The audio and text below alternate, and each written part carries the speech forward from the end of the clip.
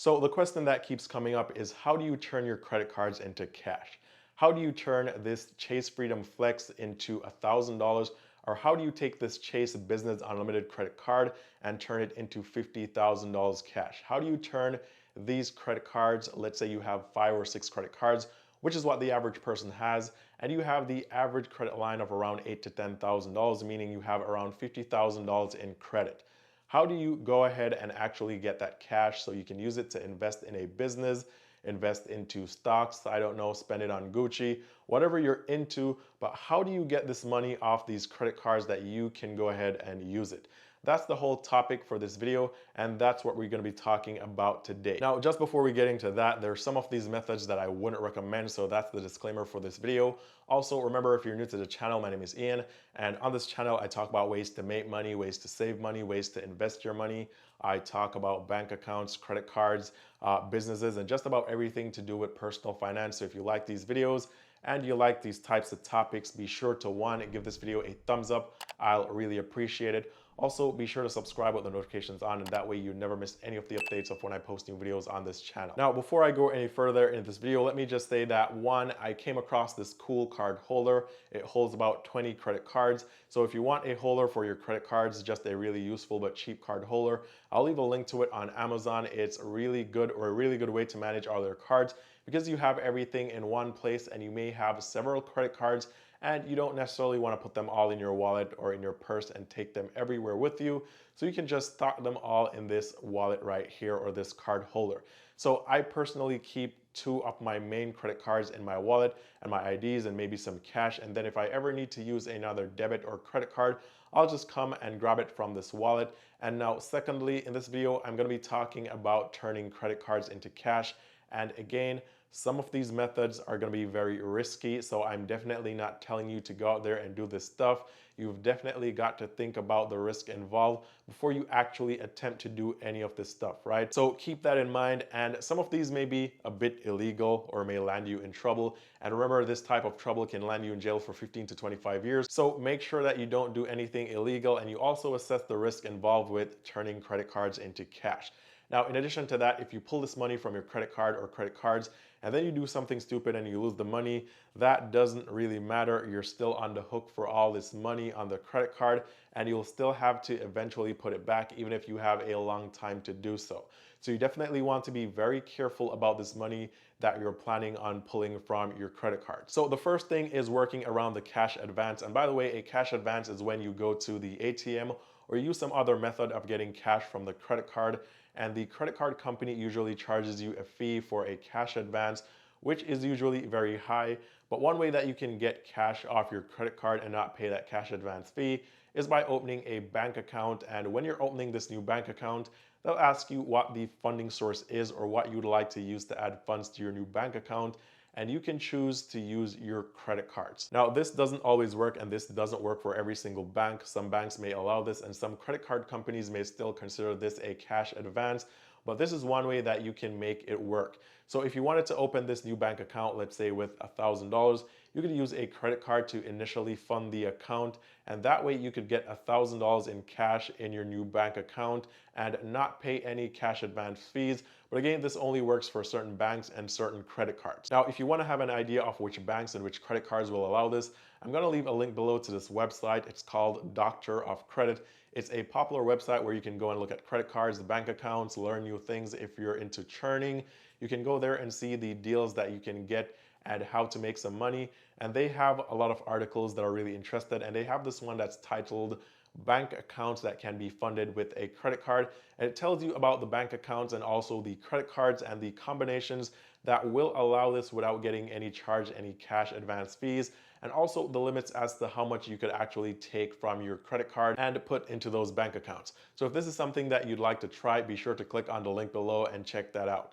Now, while this list includes popular names such as Discover, Bank of America, Chase, Wells Fargo, some of these banks have changed their rules or the requirements, and so you may no longer be able to use a credit card to fund those accounts, or even if they do allow it, it's coded as a cash advance. But once you go down the list and you actually read, you'll see which ones still work.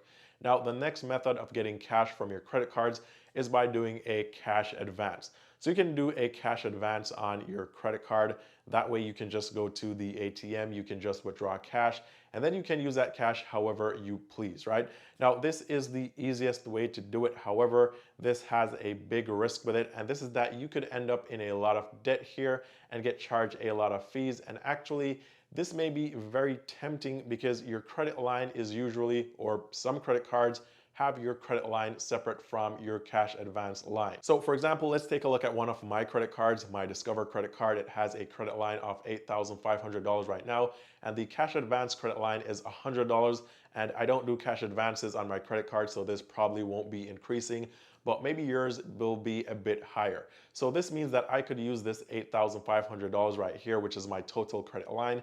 And then after using that entire $8,500, I'll still be able to go and pull $100 from this credit card from the ATM, or by doing a cash advance some other way. So if you check your credit card, you may have your credit line, and then in addition to your credit line, you may have a cash advance credit line, which is totally separate and a different source of funds that you can tap into. Now, some credit cards charge a one-time fee for doing a cash advance. So depending on what credit card you have, you may be charged a fee. And also, I'll show you guys something else for this particular credit card. And this may be similar to your credit card as well. But with this particular credit card, my interest rate on purchases made using this credit card is 22.99%.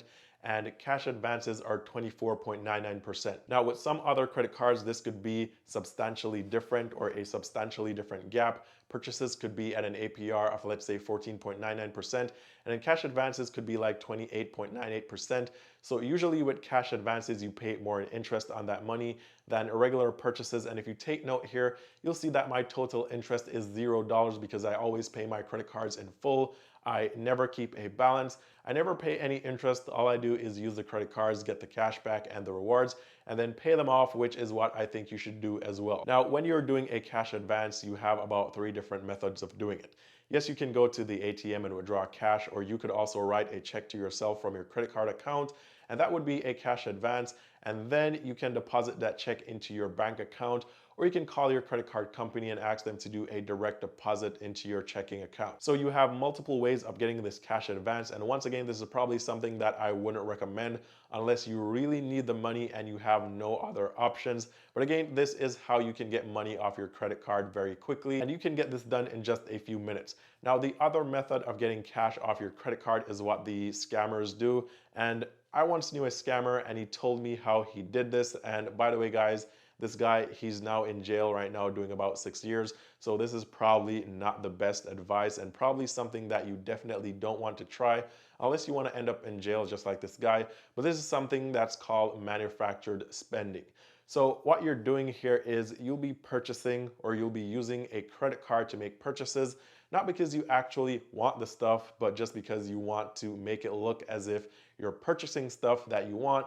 But in reality, you're just trying to get cash off that credit card. So the main way to do this, and there are several different ways, but the main way to do this would be to take your credit card and go on one of those websites, or you can go in person and purchase a Visa or MasterCard gift card.